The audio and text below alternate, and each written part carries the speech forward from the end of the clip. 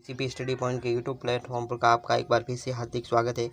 तो इस वीडियो में हम पढ़ने वाले हैं जो पहले से चल रहा था टॉपिक जलवायु का, उसका सेकंड पार्ट। तो शुरू करते हैं। आज पढ़ने वाले हैं इस वीडियो में वर्षा ऋतु के बारे में। तो वर्षा ऋतु के बारे में क्या है, यह मध्य जून से सितंबर माह के मध्य की अवधि में है और इस समय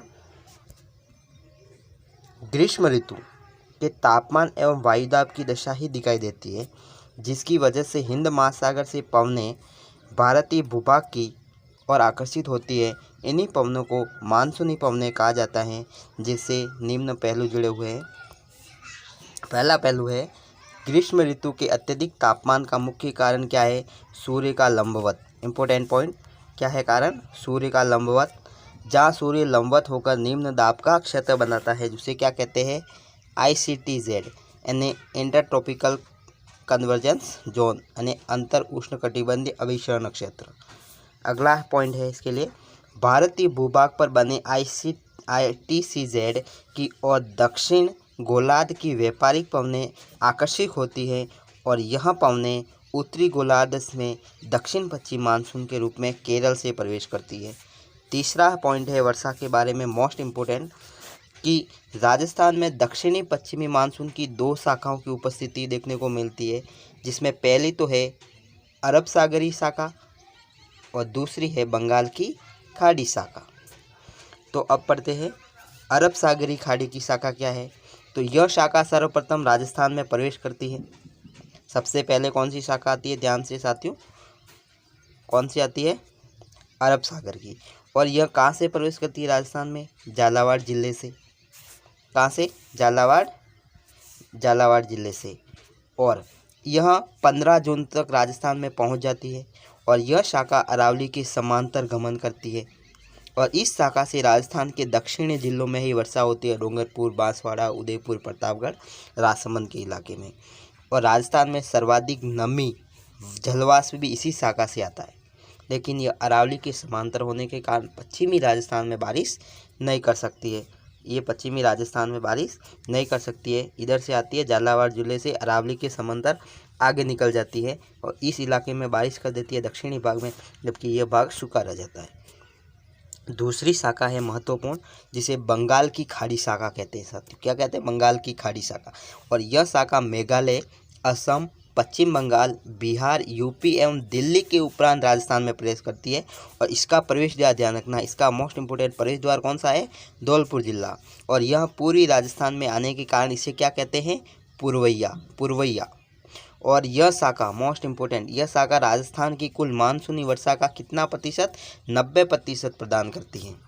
अगला पॉइंट है, इस शाखा के द्वारा ही पश्चिमी राजस्थान में बीकानेर 25 सेंटीमीटर और जैसलमेर 5 सेंटीमीटर वर्षा होती है। यानी कि पश्चिमी राजस्थान में जो थोड़ी बहुत बारिश होती है 25 सेंटीमीटर, 5 सेंटीमीटर, 10 सेंटीमीटर तक की, वो बंगाल की खाड़ी मानसून से होती है, ना कि अरब सागर से। और यह 15 जुलाई से राजस्थान में प्रवेश करता है। ये इंपॉर्टेंट पॉइंट है। अब विविध तथ्य देखते हैं, मोस्ट इम्पोर्टेंट है एग्जाम की दृष्टि से, स्टार लगा लीजिएगा। तो क्या है महत्वपूर्ण पॉइंट, देखते हैं। पहला पॉइंट है कि 50 सेंटीमीटर समवर्षा रेखा राजस्थान को दो भागों में बांटती है। मोस्ट इम्पोर्टेंट पॉइंट है, फैक्ट ध्यान रखना कि 50 सेंटीमीटर वर्षा रेखा राजस्थान को दो भागों में बांटती है। कैसे देखते हैं, जैसे माना कि ये मैप है राजस्थान का, तो 50 सेंटीमीटर वर्षा रेखा ये अरावली के समांतर, तो इधर पश्चिमी भाग और इधर पूर्वी भाग आएगा, ठीक है। दूसरा पॉइंट कह रहा है कि राजस्थान में मानसूनी पवनों की उपस्थिति 48 दिन तक होती है और सर्वाधिक मानसून की उपस्थिति किस जिले में देखने को मिलती है, मोस्ट इम्पोर्टेंट झालावाड़ जिला, और उसके बाद 38 दिन बांसवाड़ा में देखने को मिलती है।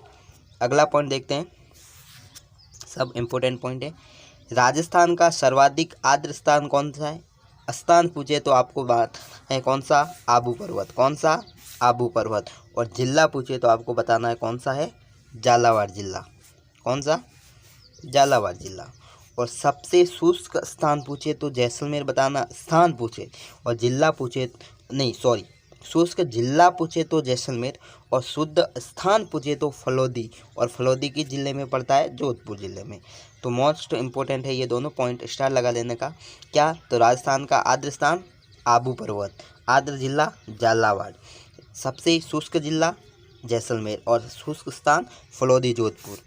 अगला पॉइंट है दूसरा कि राजस्थान में झालावाड़, बाराकोटा, चित्तौड़, भीलवाड़ा, राजसमंद, उदयपुर, डूंगरपुर, बांसवाड़ा जिले दोनों शाखाओं में वर्षा होती है। इन्हें अरब सागरी शाखा और बंगाल की खाड़ी की शाखा दोनों से इसमें बारिश होती है। और राजस्थान में शुष्क माह कौन सा होता है? मई का महीना शुष्क माह कहलाता है। और सबसे आर्द्र माह पूछे तो यानी कि ज़्यादा बारिश अगस्त माह में। अगला पॉइंट कहता है कि राजस्थान में वायुमंडल की अस्थिरता सर्वाधिक अप्रैल माह में दिखाई दे, अस्थिरता, जबकि वायुमंडलीय की अस्थिरता अक्टूबर माह में देखने को मिलती है। अस्थिरता अप्रैल, अस्थिरता अक्टूबर। अगला पॉइंट है राजस्थान में दक्षिणी पूर्वी से उत्तर पूर्व की ओर जाने पर वर्षा की मात्रा घटती है, प्राय 100 से 10 सेंटीमीटर के बीच दिखाई। जैसे ये मैप है तो दक्षिण पूर्व इलाका कौन सा हुआ? दक्षिण, ये दक्षिण, ये पूर्व। इधर से बंगाल की खाड़ी की शाखा आती है तो जाती कहाँ है? उत्तर पश्चिम की ओर। तो इधर से इधर जाते पर वर्षा में कमी देखने को मिलती है। इन्हें पश्चिमी राजस्थान में वर्षा के कमी होती है। और मोस्ट आंकड़ा है जो लेटेस्ट आर्थिक समीक्षा के अनुसार कि राजस्थान में औसत वर्षा कितनी है? 57 सेंटीमीटर, 57 सेंटीमीटर। अब अगला देखते हैं लौटता हुआ मानसून क्या कहता है। क्या होता है लौटता हुआ मानसून? तो लौटता हुआ मानसून सितंबर माह के अंतिम सप्ताह में जब सूर्य विषुवत रेखा पर उपस्थित होता है तब भारतीय भूभाग में मानसूनी पवनें पीछे की ओर हट जाती हैं। ऐसे में मानसून की विदाई होती है और यह समय मानसून का प्रत्यावर्तन काल कहलाता है, जो मुख्य अक्टूबर नवंबर में देखने को मिलता है। इम्पोर्टेंट है लौटता हुआ मानसून। अगला है इसके निम्न पहलू हैं जलवायु की विशेषता। इस समय मानसून या वर्षा ऋतु की आर्द्रता वायुमंडल में रहती है, साथ ही तापमान की भी अधिकता होती है, इसलिए उमस, क्वार, कार्तिक की उष्णता और हॉट ऑक्ट का समय होता है। अगला पॉइंट कहता है कि मानसून के प्रत्यावर्तन काल से ही उत्तर पूर्वी मानसून में कोरोमंडल तट पर वर्षा होती है, केरल, इंडिया जीके से। अगला है लौटते हुए मानसून के समय अरब सागर व बंगाल की खाड़ी में उष्णकटिबंधीय चक्रवातों का विकास होता है, जैसे गुलाब, ताउते, इनमें से कई नमी आकर वर्षा राजस्थान में भी हो जाती है। इतना इम्पोर्टेंट नहीं है ये राजस्थान की दृष्टि से। अगला देखते हैं शीत ऋतु। वर्षा ऋतु समाप्त, दूसरी शीत ऋतु। शीत ऋतु की अवधि दिसंबर से फरवरी माह तक होती है, सबको पता है, दिसंबर से फरवरी माह। और इस समय सूर्य दक्षिण गोलार्ध में लंबवत होता है, जिससे वजह से सूर्य की किरणें तिरछी पड़ती है। सूर्य की किरणें सर्वाधिक तिरछी कहाँ पड़ती है और सर्वाधिक सीधी कहाँ पड़ती है? जिला मोस्ट इम्पोर्टेंट।